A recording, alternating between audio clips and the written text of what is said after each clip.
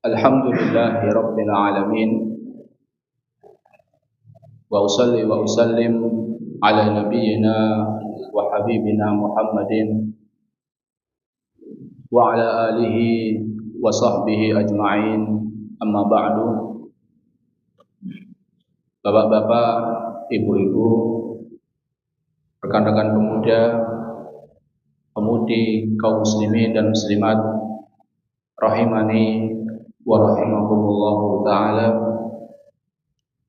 Pada kesempatan malam yang berbahagia ini, marilah kita senantiasa bersyukur kepada Allah Azza wa Jalla atas limpahan nikmat yang Allah Ta'ala berikan kepada kita, sehingga pada kesempatan malam hari ini, dengan nikmat dan karunia dari Allah Ta'ala, kita dapat kembali berkumpul, bersua, bertatap muka dalam rangka mempelajari ayat-ayat Al-Quran dan hadis-hadis Nabi Sallallahu Alaihi Wasallam. Kita berdoa kepada Allah Ta'ala, semoga Allah Ta'ala berikan kepada kita ilmu yang bermanfaat, yang membuahkan amal soleh sebagai bekal kehidupan kita di dunia dan di akhirat. Amin. Allahumma amin. Salawat beriring salam semoga senantiasa tercurahkan pada Nabi kita Muhammad Sallallahu Alaihi Wasallam, para keluarga beliau, para sahabat-sahabat beliau, serta orang-orang yang senantiasa setia mengikuti jejak beliau hingga hari akhir kelak. Kaum muslimin dan muslimat rahimani wa rahimakumullah ta'ala. Pada malam hari ini kita akan memasuki bab 185 dan bab 186. Pada bab 185, Al-Imam An-Nawawi rahimahullah ta'ala membawakan judul keutamaan berwudu. Keutamaan berwudu. Di antara hadis yang dibawakan oleh Al-Imam An-Nawawi rahimahullah ta'ala adalah hadis dari sahabat Abu Hurairah, bahwasannya beliau berkata, sami'tu Rasulullah sallallahu alaihi wasallam yaqul, saya mendengar Rasulullah sallallahu alaihi wasallam beliau bersabda, inna ummati yud'auna yaumal qiyamati ghurran muhajjalina min atharil wudu. Kata Nabi sallallahu alaihi wasallam, sesungguhnya umatku akan dipanggil pada hari kiamat dalam keadaan bercahaya wajah dan amat putih bersih tubuhnya dari sebab bekas-bekas wudu. Muttafaqun alaih. Kaum muslimin dan muslimat rahimani wa rahimakumullah ta'ala.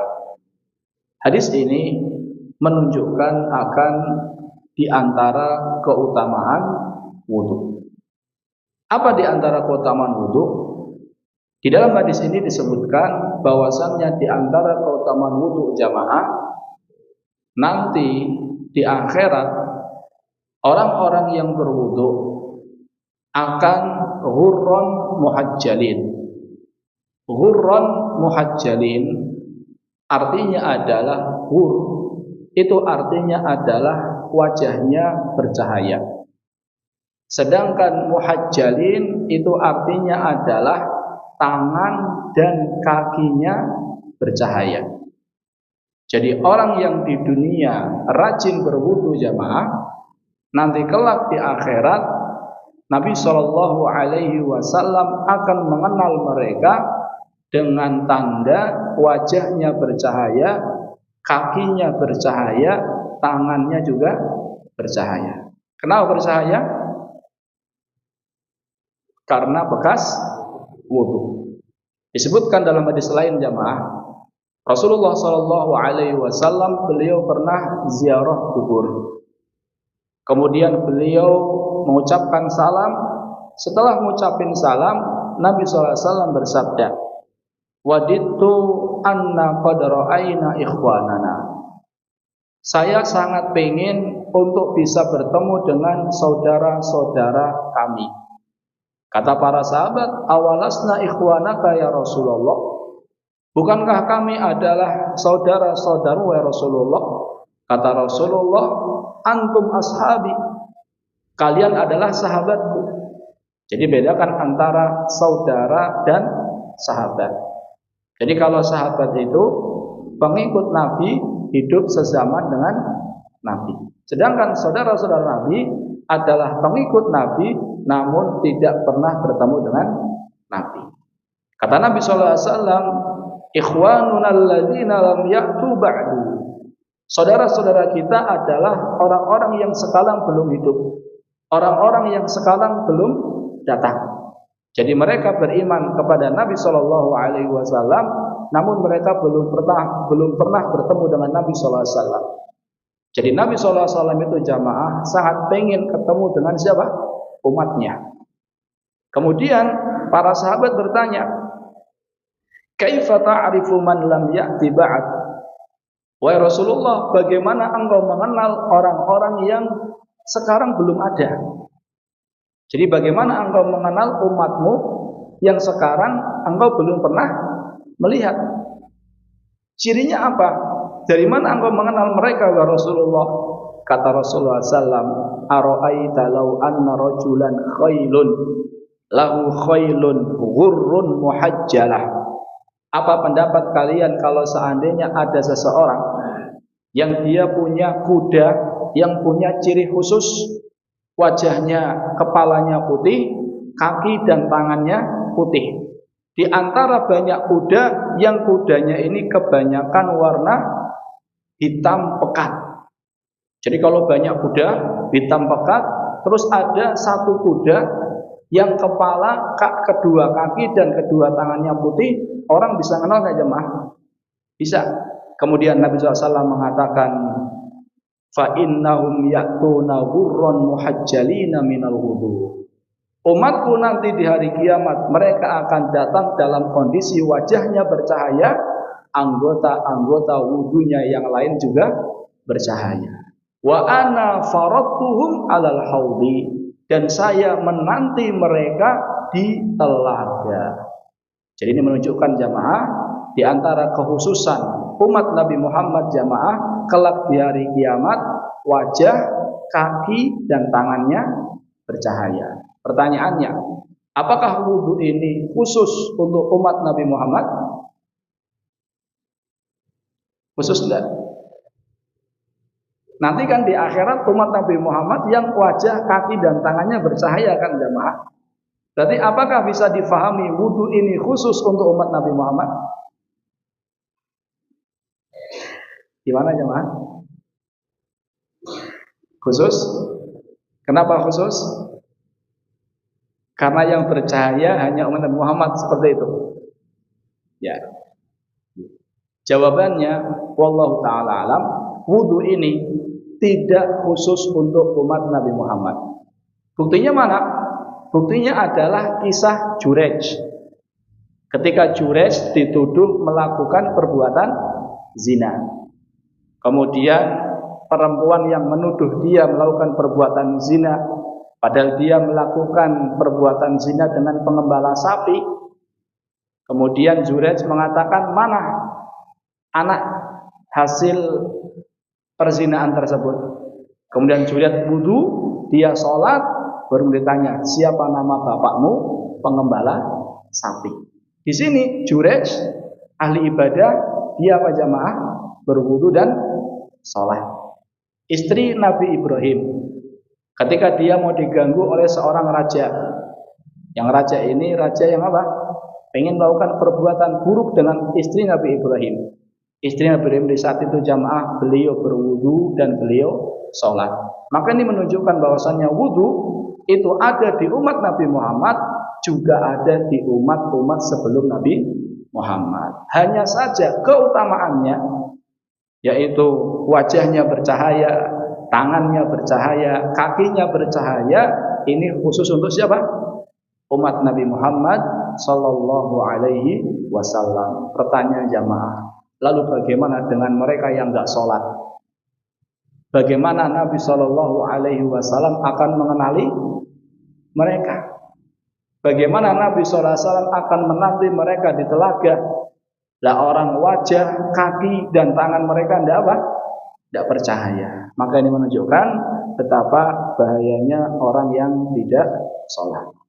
Di dalam hadis ini jamaah dijelaskan bahwasannya orang yang rajin berwudu nanti di hari kiamat wajah, tangan dan kakinya bercahaya. Setelah Abu Hurairah menyampaikan hadis ini jamaah, beliau mengatakan, "Man istata'a minkum an yutila hurratahu falyaf'al." Siapa di antara kalian yang bisa memperpanjang hurratahu, cahayanya, maka lakukanlah. Jadi kan kalau tadi kan cahayanya hanya di mana? Di wajah, tangan sampai mana? Siku, kaki sampai mata kaki. Apa kata Abu Hurairah? Siapa di antara kalian yang bisa memperpanjang cahayanya, maka lakukanlah. Oleh karena itu jamaah, Abu Hurairah beliau berpendapat secara pribadi, beliau beristihad, beliau ketika wudu itu basuhnya bukan cuma sampai siku. Biar apa? Biar cahaya semakin banyak. Jadi membasuhnya hampir sampai ketiak. Ketika membasuh kaki itu sampai betis. Beliau mengatakan, "Wa man istata'a minkum an yutila ghurratahu falyaf'al." Siapa di antara kalian yang bisa memperpanjang cahayanya, maka lakukanlah. Sebagian ulama mengatakan ini bukan perkataan Abu Hurairah. Ini perkataan Nabi sallallahu alaihi wasallam. Sehingga jumhur ulama mengatakan disunahkan memperpanjang apa? Basuhan. Berdasarkan sabda Nabi, "Man istata'a minkum an yutila ghurratahu falyaf'al." Siapa yang bisa memperpanjang basuhannya, cahayanya, maka lakukanlah. Ini jumhur ulama mengatakan seperti itu jamaah. Namun wallahu alam, yang lebih tepat tidak perlu. Kenapa tidak perlu? Kita katakan yang pertama, semua sahabat Nabi yang mensifati wudu Nabi, Utsman bin Affan, Abdullah bin Zaid, kemudian Aisyah dan yang lainnya jamaah banyak sekali. Semua sahabat Nabi selain Abu Hurairah, nggak ada yang mengatakan Nabi itu kalau basuh tangan sampai ketiak. Nggak ada yang mengatakan Nabi itu kalau basuh kaki sampai betis. Nggak ada. Yang kedua, ayat Al-Quran jelas. "Fagsilu wujuhakum wa aydiyakum ilal marafiq." Hanya sampai mana? Siku. "Wamsahu bi ru'usikum wa arjulakum ilal ka'bain." Jadi pertama, para sahabat Nabi yang mensifati wudu Nabi tidak menyebutkan Nabi itu memperpanjang apanya? Basuhannya. Yang kedua, ayat Al-Quran jelas bahwasannya membasuh tangan itu hanya sampai siku, membasuh kaki hanya sampai betis. Kok betis? Hanya sampai mata kaki. Yang ketiga, perkataan "Man istata'a minkum an yutila ghurratahu." Siapa yang bisa memperpanjang cahayanya, memperpanjang basuhannya, maka lakukanlah. Ini mudraj. Mudraj itu adalah sisipan. Mudraj itu dari kata idkhol. Sisipan bukan perkataan Nabi, namun perkataan siapa? Abu Hurairah. Jadi Abu Hurairah ketika dia dengar nanti di hari kiamat umat Nabi Muhammad anggota wudunya akan bercahaya, sehingga Abu Hurairah berpendapat kalau gitu basuhannya diapakan? Diperpanjang. Sehingga para ulama mengatakan jamaah, perkataan dari "Man istata'a minkum", siapa di antara kalian yang bisa memperpanjang cahayanya maka lakukanlah, ini bukan perkataan Nabi, namun perkataan siapa?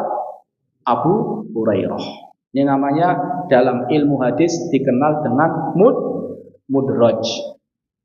Di dalam hadis lain jamaah ada juga mudraj. "Asbighul wudu wailun lil aqabi minan nar." Asbighul wudu, sempurnakanlah wudu. Celakalah tumit-tumit karena diancam dengan neraka karena dulu ketika wudu tidak terbasuh air. Yang sabda Nabi adalah wailun lil aqabi minan nar. Tumit yang ketika wudu enggak kena air itu diancam dengan apa? Neraka. Ini hadis Nabi. Namun perkataan asbigul wudu ini mudraj. Bukan perkataan Nabi, namun perkataan perawi hadis. Jelas ya, Mas? Jadi yang perkataan Nabi yang mana? Wailun lil aqabi minan nar. Sedangkan awalnya asbigul wudu ini adalah perkataan perawi hadis, yaitu perkataan di sini perkataan Abu Hurairah. Yang lain, contoh mudraj, Rasulullah SAW pernah bersabda, lil abdi asfalil abdil mamluki salih ajron.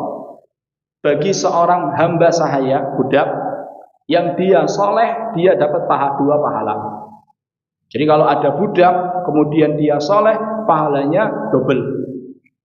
Kemudian setelahnya ada tambahan, laulal jihad wal hajj wa birrul kalau bukan karena jihad, kemudian haji, kemudian berbakti sama orang tua, karena budak nggak bisa melakukan tiga ini jemaah, nggak bisa jihad karena dia milik siapa? Tuannya. Nggak bisa haji karena dia milik tuannya. Nggak bisa berbakti karena dia milik tuannya. Kalau dia melakukan tiga ini harus seizin siapa? Tuannya. Ada tambahan, kalau bukan karena jihad, kalau bukan karena haji, kalau bukan karena berbakti sama ibu, la ahbabtu an amuta wa ana mamluk. Saya berharap saya mati dalam kondisi budak. Kata para ulama, yang hadisnya itu hanya sampai seorang budak yang soleh baginya dua pahala. Sedangkan tambahan, kalau bukan karena jihad, karena haji, karena berbakti sama ibu, saya pengen mati dalam kondisi budak, ini bukan perkataan Nabi, namun tambahan dari siapa? Dari rawi. Dan rawinya di sini juga Abu Hurairah radhiyallahu taala. Karena kata para ulama, gak mungkin Nabi Shallallahu Alaihi Wasallam berharap menjadi siapa? Budak. Jadi itu yang dikenal dengan apa jamaah? Mudraj. Dari sini jamaah, wallahu alam, saya lebih condong kepada pendapat tidak perlu memperpanjang apa? Basuhan. Cukup sampai sebagaimana yang disebutkan di dalam Al-Quran. Ini keutamaan pertama dari berwudu. Sebenarnya banyak sekali jamaah. Saya sudah siapkan ada 6, ada 8. Nanti kalau waktunya cukup kita bahas. Sekarang kita masuki hadis berikutnya. Dari Umar ibn Khattab radhiyallahu taala anhu. Dari Umar bin Khattab, semoga Allah meridhoinya.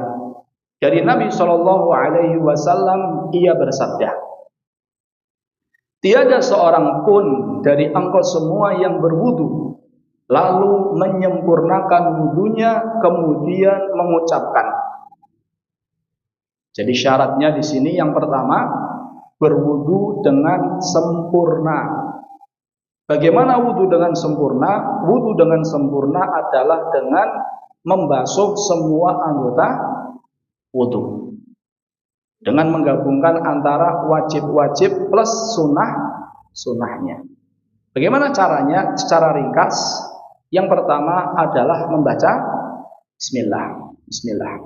Yang kedua, mencuci kedua tangan. Contohnya kalau di keran maka cuci dulu 3 kali. Kalau di bejana, gayung contohnya, maka diapakan dulu jamaah?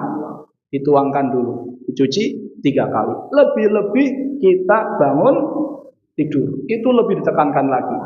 Bahkan sebelum ulama mengatakan wajib cuci tangan sebelum memasukkan air ke bejana kalau dia bangun tidur. Setelah itu adalah madmadah, istinsyak dan istinthar.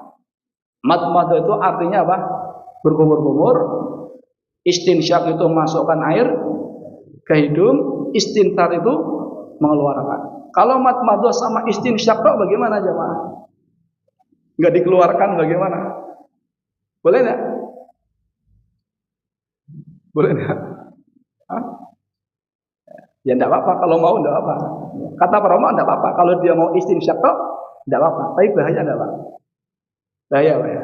Iya, istinsyak, madmadah, istinsyak dan istinthar. Dan sunahnya adalah min kafin wahidin, dari satu cidukan tangan. Yang seperti ini, sebagian masuk ke mulut, sebagian masuk ke hidung. Lakukan ini 3 kali dan lakukan dengan maksimal. Kecuali kalau kita dalam kondisi apa? Puasa. Setelah itu membasuh wajah. Mana batasan wajah? Batasan wajah adalah dari awal tumbuhnya rambut sampai mana ini? Dagu. Kanan kiri dari telinga sebelah sini, telinga yang dekat dengan wajah sama sebelah sini. Ini batasan wajah. Ustaz, kalau rambutnya maaf botak bagaimana? Berarti apakah maaf wajahnya sampai sini, Ustaz? Ya enggak. Maksudnya adalah awal tumbuhnya rambut yang wajar. Tapi kalau nggak wajar ya nggak perlu sampai sini. Ini namanya dimanapun orang katakan ini apa? Kepala, bukan wajah. Iya. Ini tadi Pak? Dagu. Nah, dagu jamaah, kalau dia berjenggot, kalau jenggotnya tebal banget, maka cukup di sela-sela. Tapi kalau jenggotnya tipis kayak saya, harus kena air jamaah. Harus kena air. Usahakan ketika wudhu harus kena air. Tapi kalau tebal banget, cukup di sela-sela. Ini wajah. Setelah wajah apa? Tangan. Ketika membasuh tangan jamaah, pastikan semua tangan terbasuh. Biasanya ada orang yang wudhu cuma gini-gini jamaah. Pernah lihat? Biasanya siapa itu? Anak-anak ya? Iya. Bahaya. Nanti kita sebutkan ancamannya. Bahaya. Jadi semuanya terbasuh. Pastikan kalau seandainya ada stiker atau minyak dan seterusnya, cat yang menempel, harus diapakan? Dibersihkan. Karena itu akan menghalangi masuknya air wudhu. Iya. Setelah itu kepala. Bagaimana basuh kepala? Yang sempurna adalah yang disebutkan dalam hadis Abdullah bin Zaid. Fabada'a bimuqaddami ra'sihi, diawali dari kepala bagian depan, summa aqbala bihima wa adbara bihima, dibawa ke belakang kemudian dibawa ke depan. Ini yang paling sempurna. Bahkan mazhab Syafi'i yang mengatakan cukup mengusap sebagian rambut saja, ini tak jamaah, mereka pun mengatakan yang seperti ini lebih afdol, lebih sempurna, lebih baik. Jadi seperti ini jamaah, diawali dari depan dibawa ke belakang. Kalau perempuan rambutnya panjang, bagaimana jamaah? Apakah terus? Ingat, mengusap kepala, bukan mengusap rambut. Jadi kalau sampai sini kepalanya kan nggak mungkin. Kepala cuma sampai sini. Jadi cukup sampai sini. Walaupun perempuan sama-sama hanya sampai kofah, hanya sampai leher bagian belakang. Setelah itu telinga. Telinga boleh memakai fadlu yadaihi, air sisa tangannya boleh menggunakan air baru. Jadi kalau sisa tangannya berarti setelah membasuh kepala, bawa ke depan langsung ke telinga. Telunjuk untuk membersihkan dalam, jempol membersihkan luar atau belakang. Kalau enggak pakai air baru seperti ini, ambil air lagi baru telinga. Dua-duanya insya Allah tidak masalah. Baru setelah itu yang terakhir adalah membasuh kaki. Membasuh kaki ini jamaah perlu hati-hati. Kenapa? Karena Nabi Shallallahu Alaihi Wasallam pernah melihat ada orang waktu ini sholat asar jamaah. Karena mereka buru-buru, akhirnya mereka wudhunya karena buru-buru biar nggak telat, akhirnya wudhunya cepet-cepetan. Karena wudhunya cepet-cepetan, Nabi SAW melihat ada sahabat yang tumitnya ada sebesar dirham yang tidak terkena air. Nabi SAW mengatakan, wailun lil aqabi minan nar. Celakalah tumit-tumit yang tidak terbasuh oleh air. Pertanyaannya, apakah hanya tumit? Tidak. Tangan pun demikian. Kenapa disebut hanya tumit? Yang pertama karena di saat itu yang Nabi lihat hanya tumit. Yang kedua karena tumit ini yang sering apa? Yang sering lupa. Ini tata cara wudhu yang insya Allah secara sempurna. Dan seseorang enggak boleh wudhu lebih dari 3 kali jamaah. Faman zada ala dzalika faqad ta'adda aw dzalama. Siapa yang melakukan hal itu maka dia telah berbuat berlebih-lebihan dan dia telah melakukan kezaliman. Jadi kalau wudu basuh tangan cukup 3 kali. Jangan kemudian sampai berapa kali? 4 kali, 5 kali, pokoknya belum puas susah, jangan. Jadi jamaah, wudu itu sebagian orang, ada orang yang terkena was-was. Saking dia semangatnya atau saking dia takutnya dari wudu tidak sempurna, dia apa? Was-was. Habis wudu mau sholat, wudu lagi. Mau sholat, wudu lagi. Bahkan dulu di pondok jamaah, ada yang habis sholat berdiri mau wudu lagi. Karena dia merasa wudunya belum sempurna, dia merasa sholatnya belum sempurna. Ini was-was. Dan obat paling manjur untuk was-was adalah meninggalkan was-was tersebut. Sudah yakini saja wudu saya sudah sah. Karena semua orang itu jamaah hampir semua punya was-was. Hanya saja kadarnya apa? Beda-beda. Pokoknya kalau sudah menjalankan suatu kencing contohnya, dia yakin nggak ada ini kok keras perasaan dan nyebat, sudah tinggalkan. Al yakin la yazulu bisyak. Keyakinan itu tidak bisa dihilangkan oleh apa? Keraguan. Jadi kalau ada ragu-ragu langsung apa? Ditinggalkan. Tapi kalau kita sudah mulai melayani was-was tersebut, maka susah bagi kita untuk meninggalkan was-was tersebut. Jadi siapa yang berwudu secara sempurna, kemudian dia berdoa, asyhadu an la ilaha illallah wahdahu la syarikalah wa asyhadu anna muhammadan abduhu wa rasuluh, melainkan dibukakan untuknya pintu surga yang 8. Ia diperbolehkan masuk dari pintu manapun yang ia kehendaki. Hadis riwayat Muslim. Ini di antara keutamaan membaca wudu, membaca doa setelah wudu. Asyhadu an la ilaha illallah wahdahu la syarikalah wa asyhadu anna muhammadan abduhu wa rasuluh. Dalam riwayat Tirmidzi diberi tambahan, Allahumma ja'alni minat tawwabin waj'alni minal mutatahhirin. Allahumma ja'alni minat tawwabin waj'alni minal mutatahhirin. Di dalam hadis ini jamaah dijelaskan bahwasannya pintu surga ada berapa? Ada 8. Siapa yang bisa menyebutkan jamaah? Yang pertama, salat. Kata Nabi SAW, man kana min ahli salat du'iya min babis salat. Siapa yang rajin sholat, jadi sholat wajibnya kencang, sholat sunnahnya juga kencang. Jadi Allah Ta'ala jadikan dia ini orang mudah untuk melakukan sholat. Orang yang seperti ini jamaah akan dipanggil dari pintu sholat. Wa man kana min ahlil jihad du'iya min babil jihad. Orang yang rajin jihad, kewajiban semuanya dia jalankan.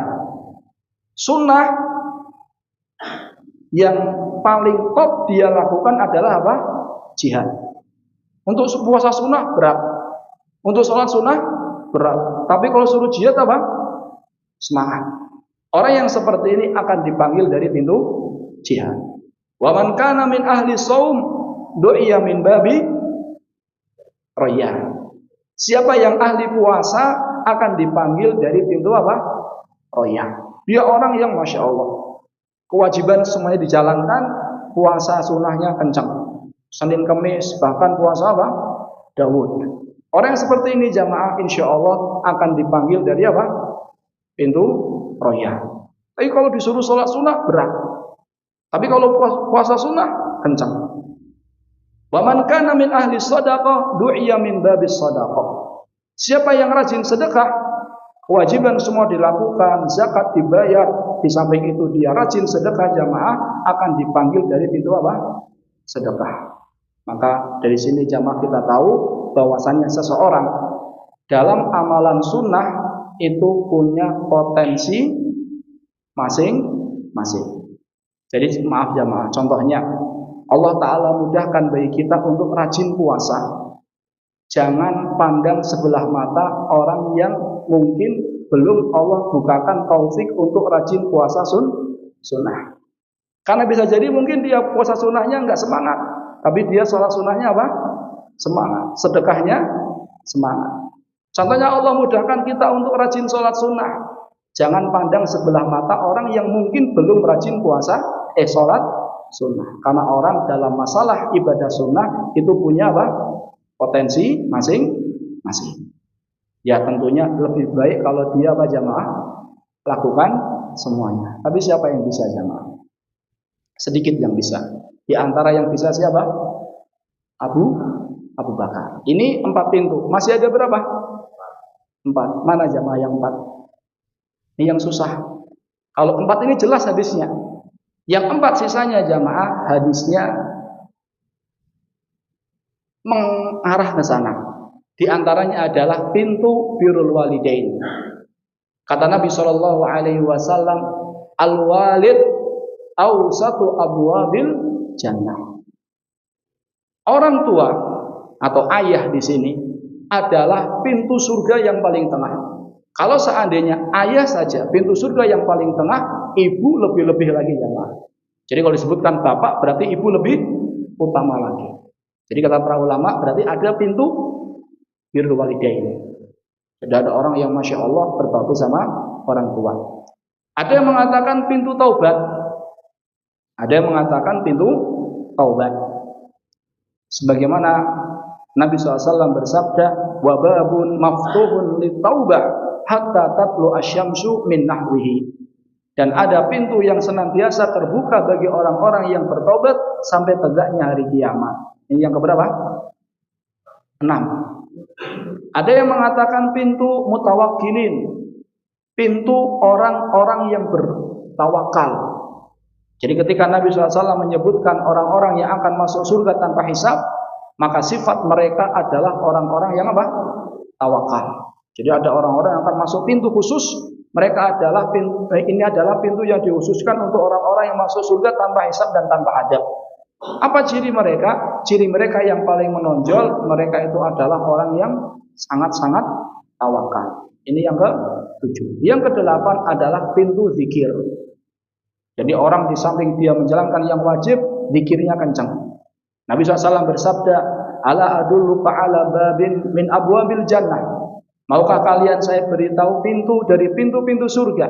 Kata para sahabat, tentu wahai Rasul. Kata Rasulullah SAW, la haula wala quwwata illa billah. Pintu surga diantaranya adalah ucapan la haula wala quwwata illa billah. Kata para ulama, ini diantara zikir.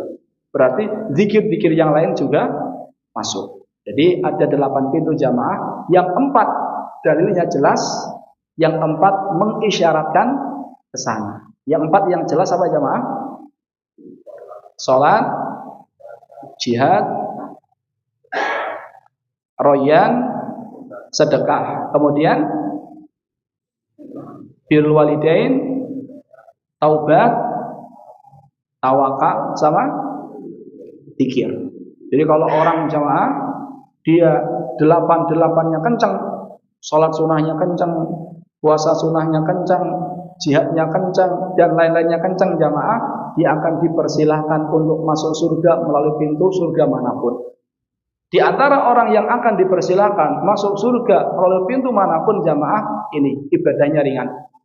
Habis wudu baca doa. Jadi nggak perlu puasa sunnah, Ustaz. Ingat jamaah, apa? Untuk kebaikan usahakan kita lakukan semua. Kenapa? Karena kita tidak tahu mana amal soleh yang ketika kita lakukan kita benar-benar ikhlas, yang dengannya Allah ridho kepada kita, Allah tidak pernah murka lagi setelahnya, yang dengan sebab tersebut kita masuk surga. Karena kita tidak tahu jamaah, maka kapan ada kesempatan beramal soleh, kita senantiasa berusaha untuk melakukannya.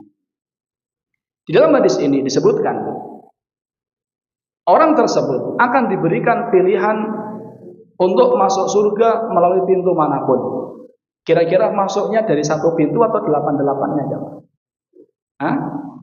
1 atau masuk pintu sholat keluar lagi, pintu puasa keluar lagi, dan seterusnya? Atau bagaimana jamaah? Jawabannya wallahu a'lam adalah 1. Jadi diberi pilihan ini merupakan apa? Kemuliaan, keutamaan. Seperti jenengan kalau makan lauknya 1 tok, tempe tok, sama 8 pilihannya, ayam goreng, ayam bakar, dan seterusnya. Enak mana? Ya jelas enak yang ayam misalnya. Ya enggak, contohnya lauknya sama nih. Ayamnya dengan 8 menu yang berbeda. Yang 1 cuma ayam goreng tok. Mana lebih menggembirakan bagi kita jamaah? ketika diberi apa? Pilihan. Contohnya dulu sebelum nikah ada 8 akhwat siap dinazar, siap dikhitbah, sama hanya mungmungan satu. Lebih menggembirakan mana jamaah? 8, walaupun nikahnya tetap sama satu jamaah. Jenengan formulir cuma satu tak? Ya, kita lanjut. Ya.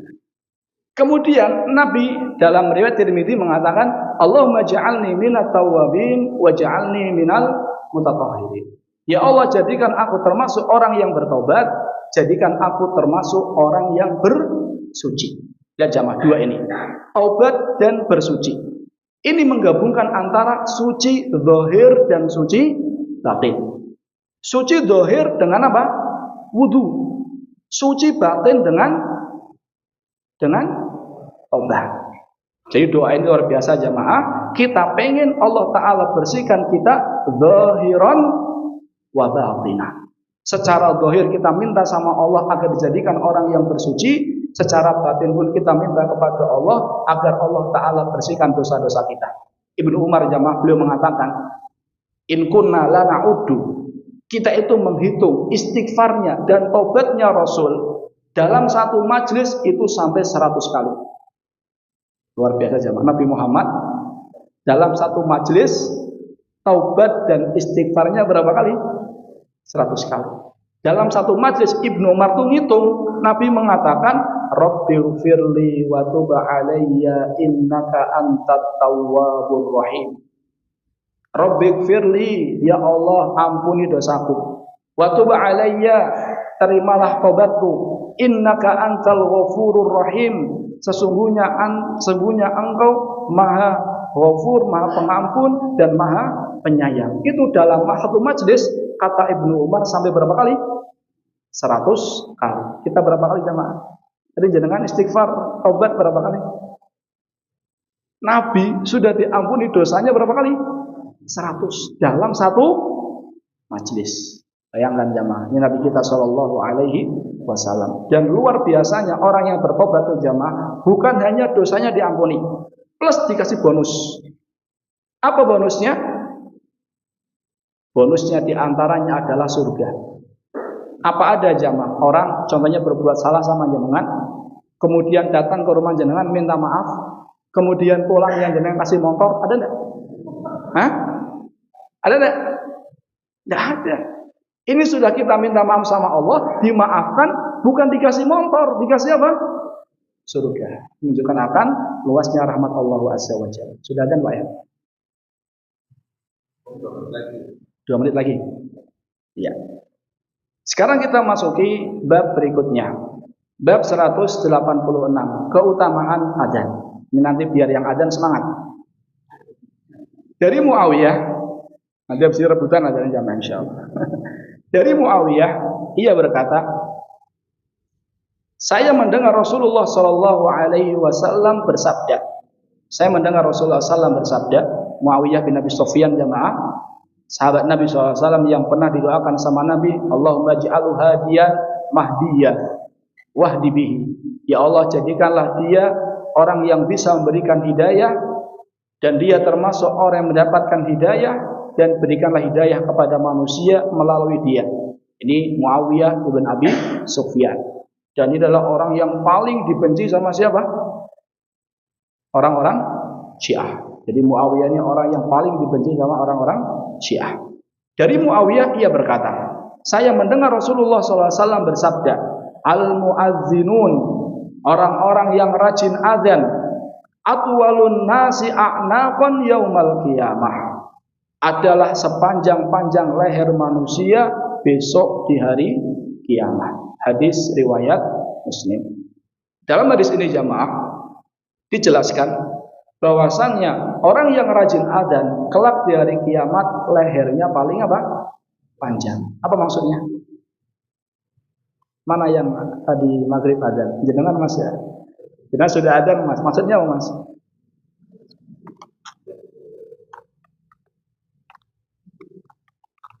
Enggak Pak, jawab enggak Mas. Ini bukan fatwa, yang salah dosa enggak.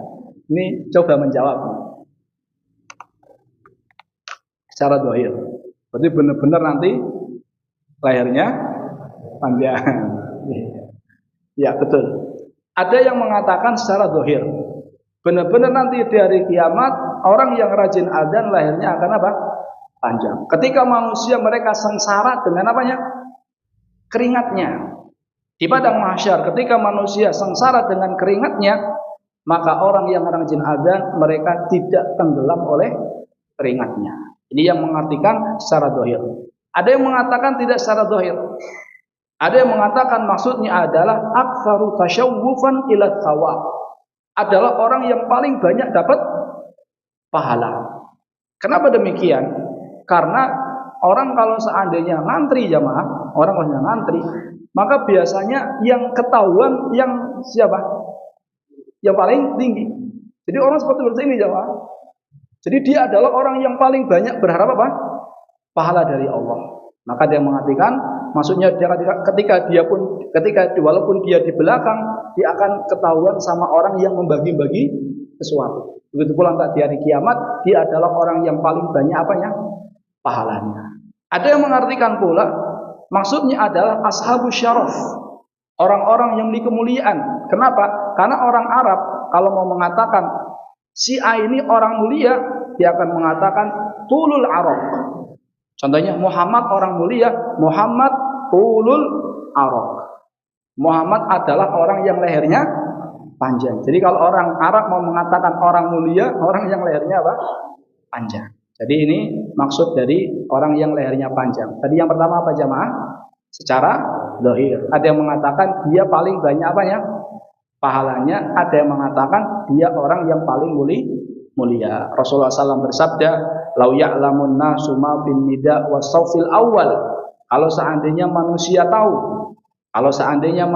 tahu apa yang terdapat pada azan dan sauf awal, tsumma lam yajidu illa an yastahimu alaihi lastahamu alaihi.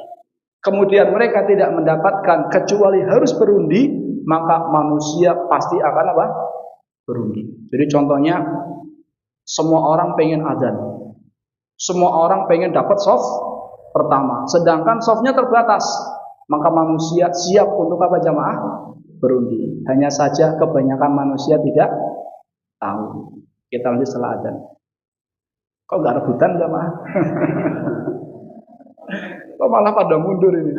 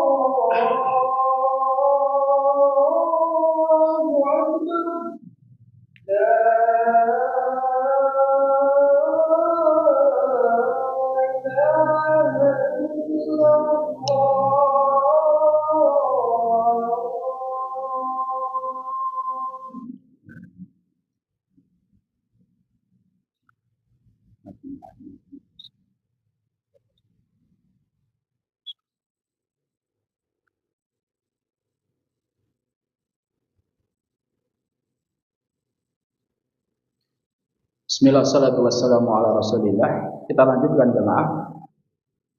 Tadi kita sudah sebutkan maksud dari al-muadzinun atwalun nasi a'naqan yaumal qiyamah.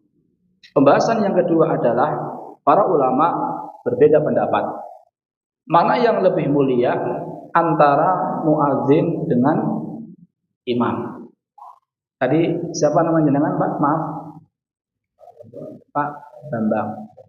Mana yang lebih mulia antara Pak Bambang sama saya nanti? Siapa Pak Bambang? Jenengan atau saya Pak Bambang?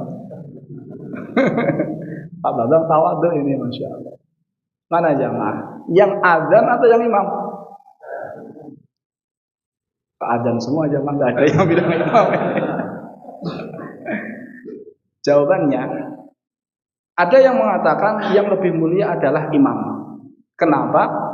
Karena Nabi Shallallahu Alaihi Wasallam dan Khulafaur Rasyidun mereka lebih memilih untuk menjadi imam. Dan syarat untuk menjadi imam itu lebih apa? Ketat daripada syarat menjadi imam. Daripada syarat menjadi muadzin. Karena syarat jadi imam di samping dia bacaannya lumayan. Saya nggak bilang bagus jamaah, nanti bilang Ustadz ngakunya bagus, enggak. Di samping bacaannya lumayan, bisa didengar lah. Di samping bacaannya lumayan, dia juga paham fikih sholat. Jangan sampai nanti dia ketika dia lupa, dia nggak tahu ini sujud sahwi atau tidak ini. Imamnya pusing, jamaah juga bingung juga jamaah. Iya. Ini yang pertama. Dan ada yang mengatakan bahwasanya yang lebih mulia adalah muadzin. Kenapa demikian? Karena Allah Ta'ala berfirman, وَمَنْ أَحْسَنُ قَوْلًا مِمَّنْ دَعَا إِلَى اللَّهِ. Siapakah orang yang ucapannya lebih baik melebihi orang yang mengajak kepada Allah? Kata Aisyah radhiyallahu ta'ala anha, ayat ini turun berkaitan dengan siapa? Muadzin. Jadi Allah mengatakan tidak ada orang yang ucapan lebih baik melebihi orang yang ngajak azan. Yang kedua, mereka mengatakan bahwasannya muadzin ini lebih repot, lebih berat daripada imam. Kenapa jamaah? Apalagi zaman dulu. Kalau zaman dulu kerjaannya muadzin adalah ngeliatin apa? Matahari. Kalau subuh bangun sebelum subuh ngeliatin fajar.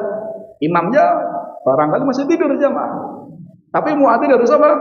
Bangun dulu lihat ini fajarnya shadiq atau kadhib. Ketika lihat matahari sudah zawal atau belum dan seterusnya. Walaupun zaman sekarang banyak dimudahkan jamaah, walaupun tetap muadzin lebih apa? Lebih berat. Jadi dari sini jamaah, ulama mengatakan, mereka mengatakan bahwasannya azan itu lebih mulia. Pendapat ketiga mengatakan dua-duanya sama. Jangan milih mana? Tetap muadzin. Rasul, para khulafa lebih milih apa? Imam. Kata para ulama, kenapa lebih milih imam? Karena memang kalau idealnya dalam sebuah negara imamnya itu di samping dia imam negara plus imam sholat. Jadi idealnya jamaah nanti kalau sholat id di Istiqlal imamnya siapa? Presiden. Itu idealnya jamaah. Nah, lanjut. Masih banyak keutamaan yang lain jamaah. Saya sebutkan di sini. Tapi saya punya target di angka 3 sudah selesai. Iya. Langsung saja kita masuki hadis berikutnya. Dari Abdullah ibn Amr ibn As, ia mendengar Rasulullah SAW bersabda, jikalau engkau mendengar adzan, tadi kan tersebutkan keutamaan yang adzan. Sekarang yang nggak bisa adzan, jangan berkecil hati. Karena Nabi SAW bersabda, jikalau engkau mendengar adzan, maka ucapkanlah sebagaimana yang diucapkan oleh muadzin. Jadi kalau kita dengar azan jamaah, usahakan kita jawab apa yang disampaikan oleh muadzin. Dari awal, dari Allahu Akbar sampai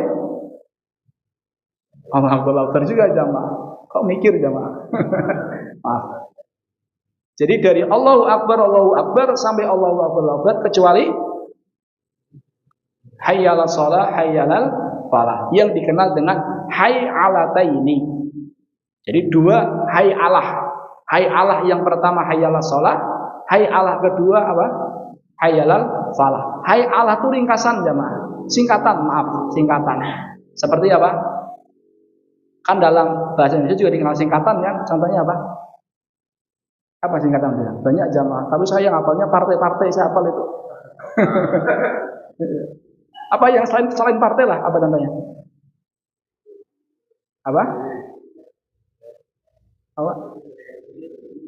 Oh, SPDI, sarjana sakpolai dhewe katanya.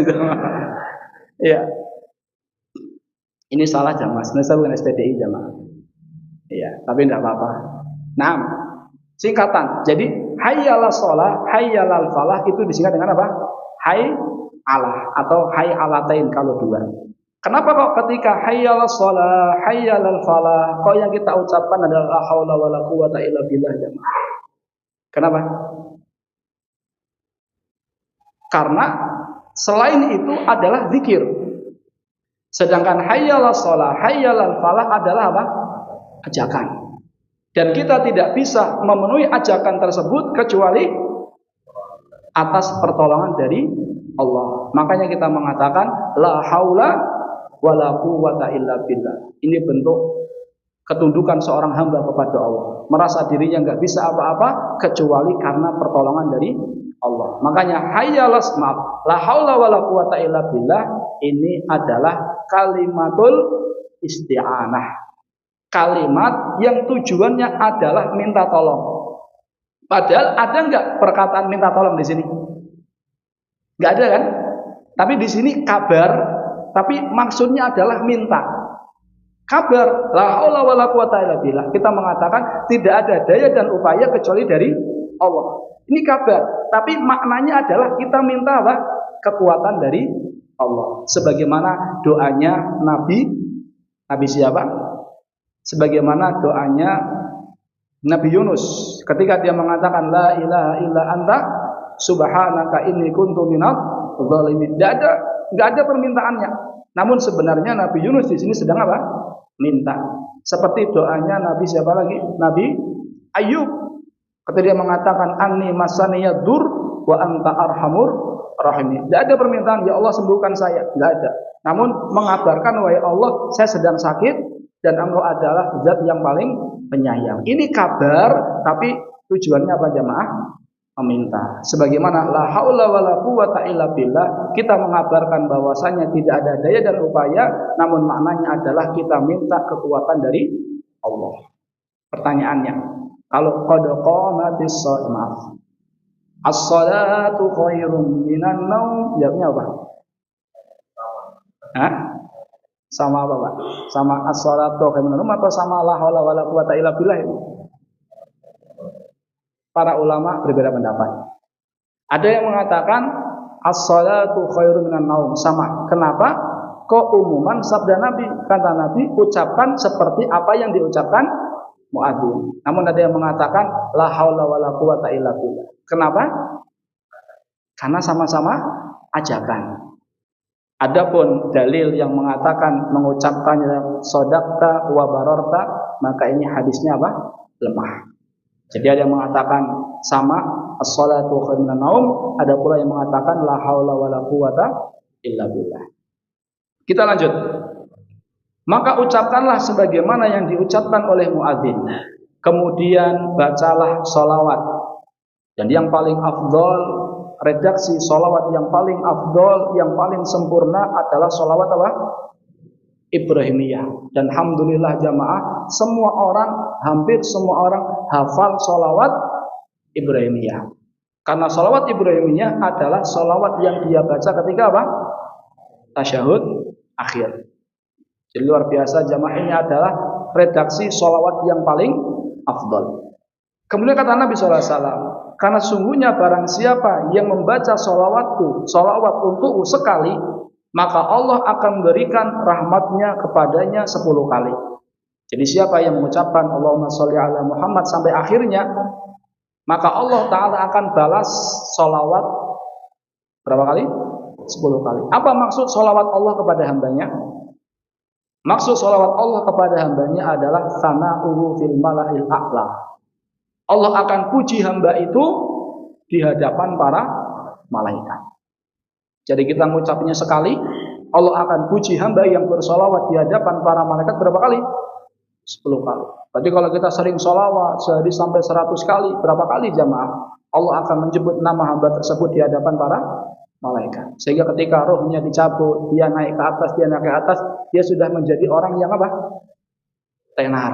Dia sudah menjadi orang yang terkenal. Semoga Allah menjadi kita termasuk di antara mereka. Amin. Kita lanjutkan.